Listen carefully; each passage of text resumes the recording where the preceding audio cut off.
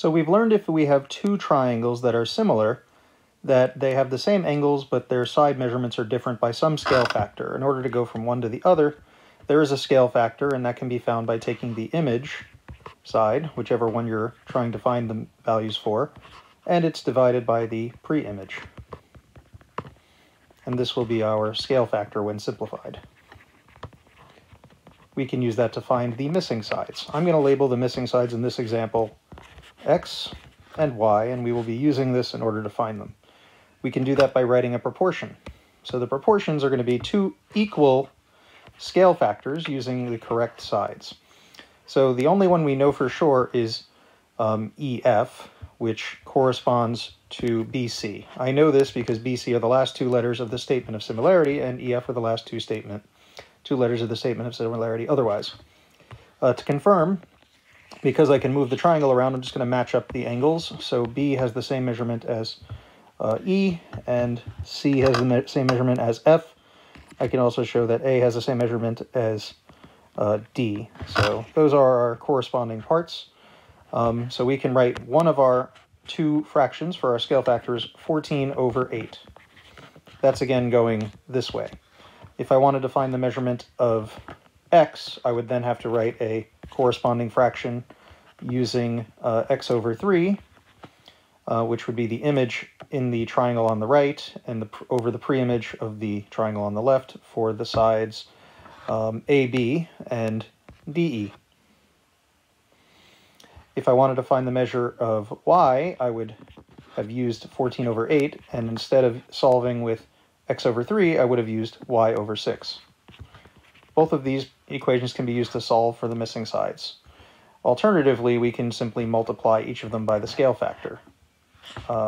So we can take 6 and multiply it by our scale factor, which is 14 over 8, or we can take 8 and multiply that, 3 and multiply it by 14 over 8.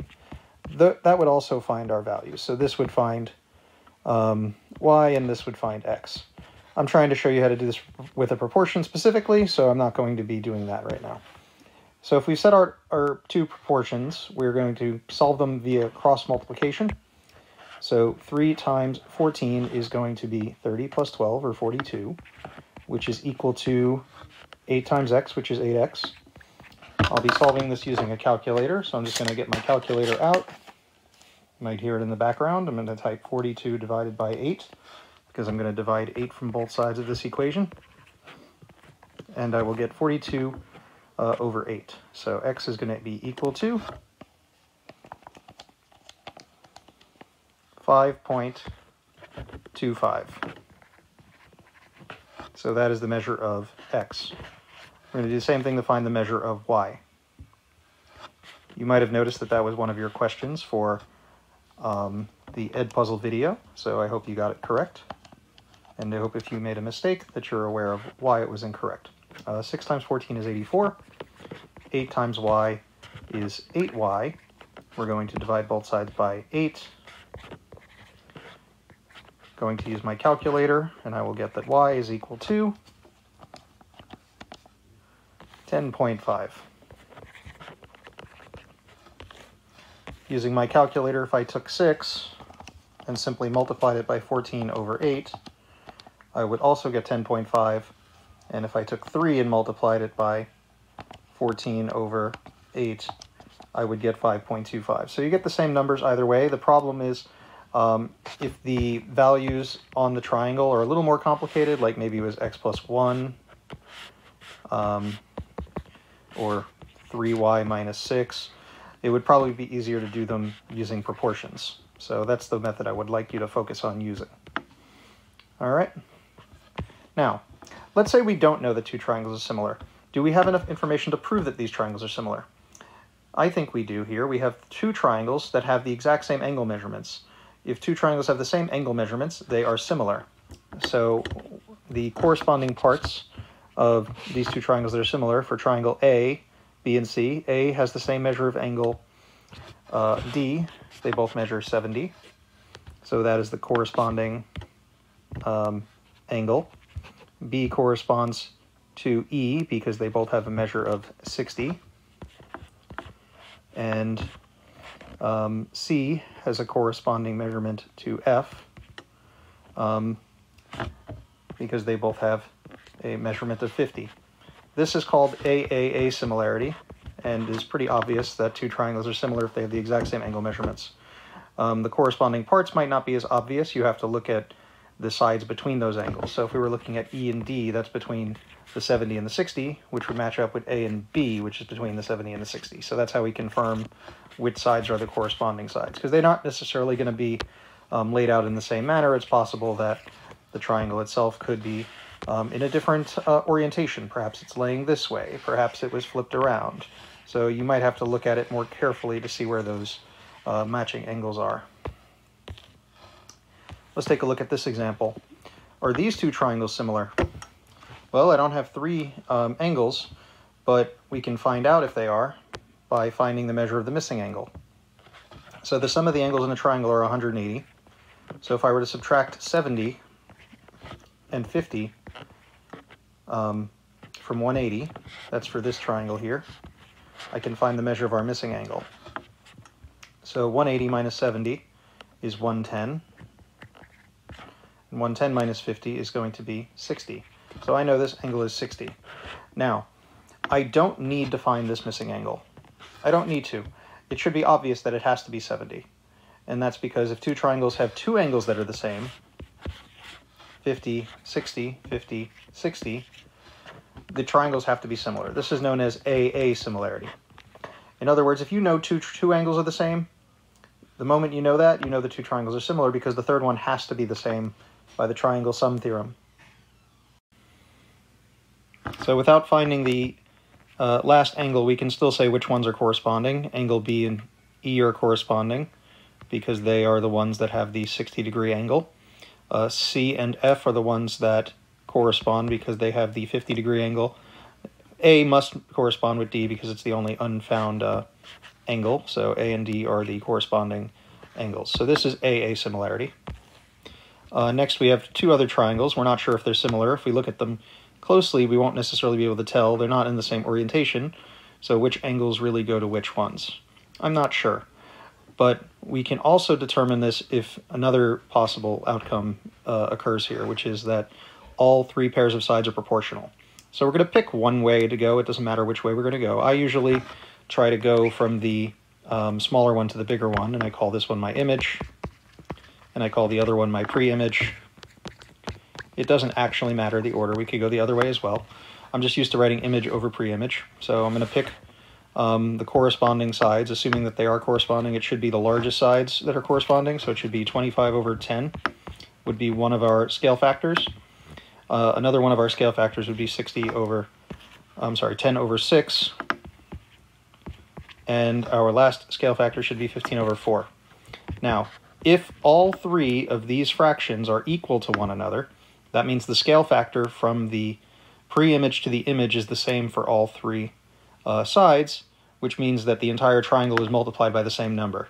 If they're not the same, then the two triangles are not similar. This is called SSS similarity. It's not the same as SSS that we learned when we were doing congruence of triangles, because we don't care if the sides are congruent. We just want to know that the proportions of all corresponding sides are equal. And again, we do have to pick one direction that we're going when we're doing this. So let's simplify these fractions. If we were to simplify this, 5 goes into 25 and 10 evenly. It'll go in 5 over 2 times.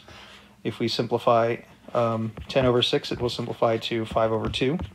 That's the same fraction, so at the very least there's a good chance that these are currently similar triangles. Lastly, what number goes into 15 and 4?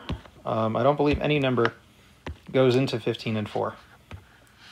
So that won't simplify any further. And because all three of these did not have the exact same simplified values, that means that these two triangles are actually not similar. So these are not similar. But if all three of them were, then they would be. We're going to do this again using another triangle. Now, there are two ways we can use to prove that these two triangles are similar, or not similar. And the first one would be AA.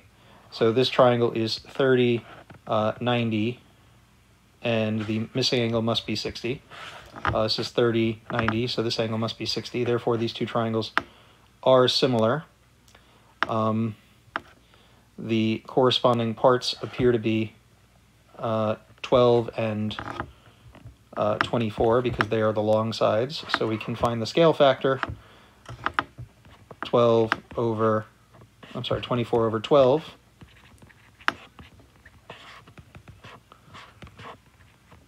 which is going from the smaller triangle to the larger triangle. And we can use that to help us find the measurement of the missing side using side 3. So if we did 24 over 12 is equal to x over 3, calling this x, we can solve and find the measurement of that side. And we can do the same thing for side y, but going the other direction, we will actually have a different scale factor of 12 over 24 to use for writing that equation. So take a moment and find the measurement of side x and find the measurement of side y, and we will be back in a moment.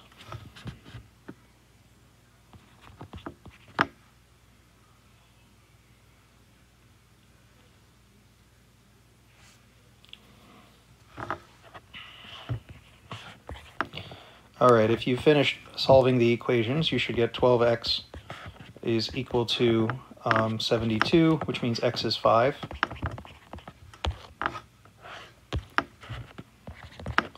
And if we solve this equation here, we should get 24y is equal to 12 times 6 is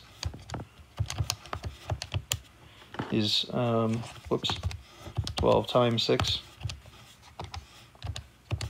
is 72, and if we divide that by 24, we get y is 3. I feel like I made a mistake somewhere.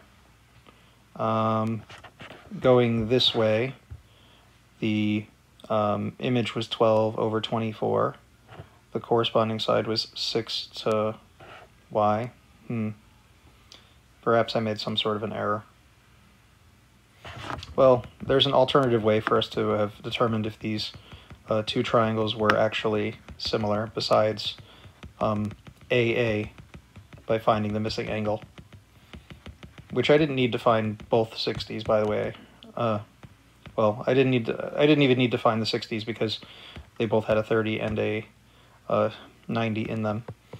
But we are looking to show that there's also what's called SAS similarity, and SAS similarity means that we have one pair of congruent angles, and we have to show that the sides surrounding them are proportional. So the 24 has to be have the same proportion to 12 as the 6 would to this side, which is the one that matches up with it, which we don't have. So currently we don't actually have, we do actually have enough information to prove that they are similar by the angles, but we don't have enough information to prove that they are similar using SAS similarity. We would need to know what this measurement was, and we'd need to compare and see if 6 over that value was equal to 12 over 24. So specifically, this measurement of x would have to equal 3 in order for that to be the case.